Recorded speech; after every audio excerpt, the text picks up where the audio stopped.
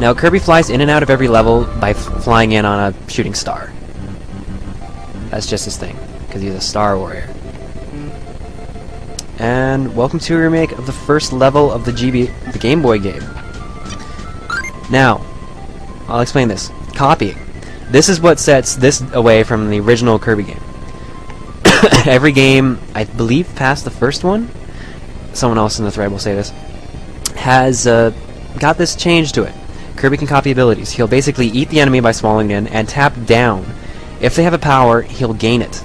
If they don't have a power, like, he'll just eat the star. He'll eat the enemy and that's it. It gets regurgitated and it's gross and disgusting and he poops it out the next... I don't know.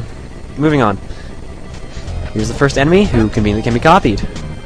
If they can be copied, you also flash. This changes Kirby's appearance and gives him a nice hat. Usually. There's a couple ones that don't. So now we have the beam ability. For those of you who played Kirby's Adventure, you remember he does that. But he has a bunch of new moves. For starters, he can charge up the beam. He has this weird attack. I don't understand what exactly it's doing. But basically it's actually very destructive. If you dash in midair, you can actually shoot propelling lasers that keep you flying. And he has a grab attack. A lot of the attacks will have grab attacks in this game. You just get up really close to an enemy, grab him in your hand, and just do something like that.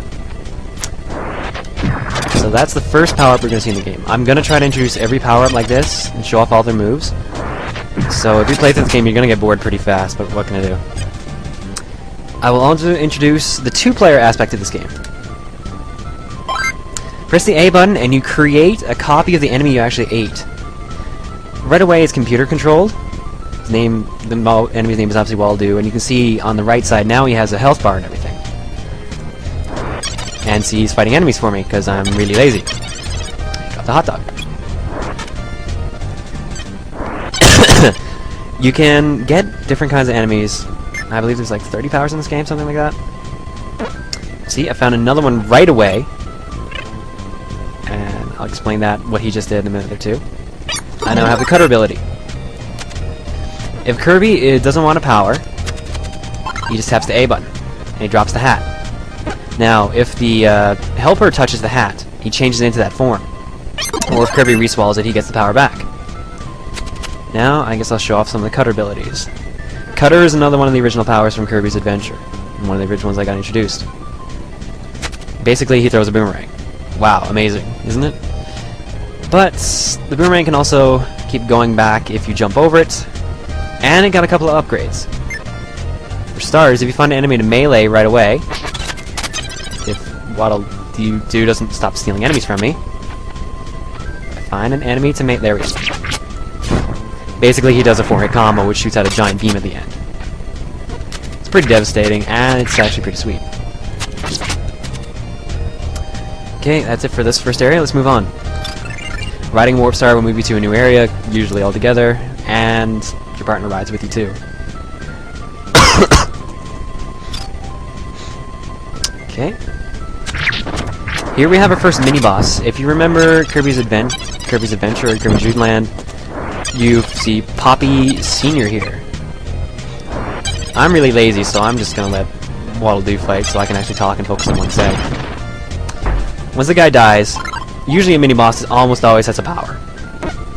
In this case, I'm going to switch Waddle Doo here to Sir Kibble, which is the cutter bad guy, which is the cutter helper.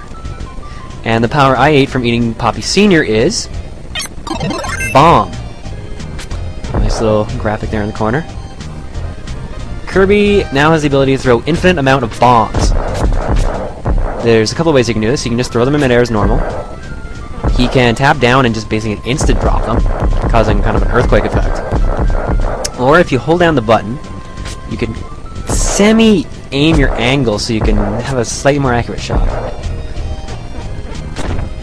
Kirby can also... of course my partner's not going to let me do that. Oops. Here. Kirby can also actually grab an enemy and plant a bomb on them. Like that.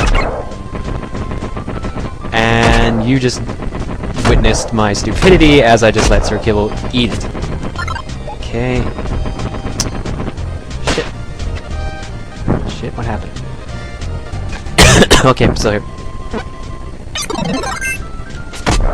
This is gonna be so bad. Okay.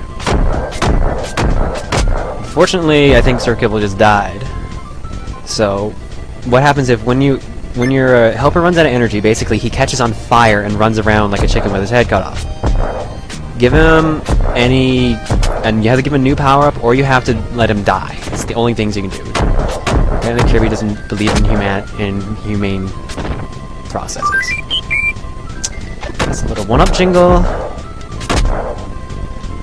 And I'm gonna grab some health.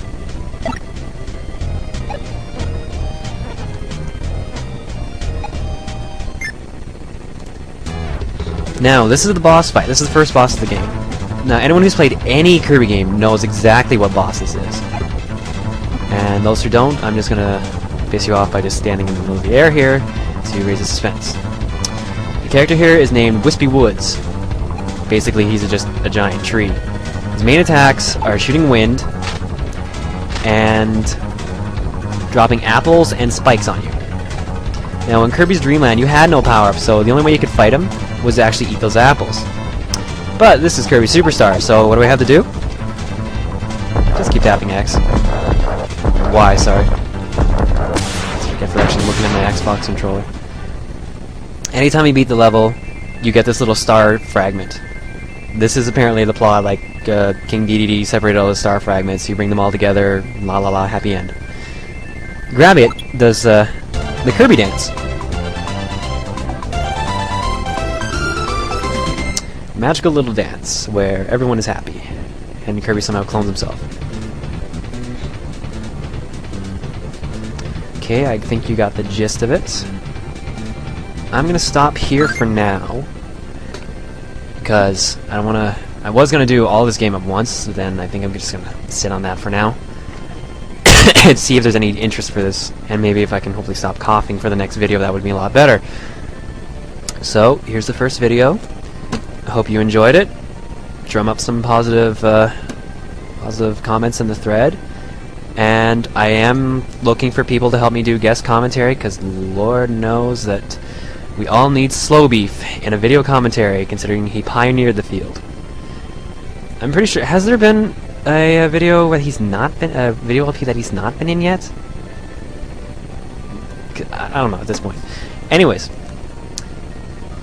Yeah, we're going to end it here right now, and hopefully we'll see you next time.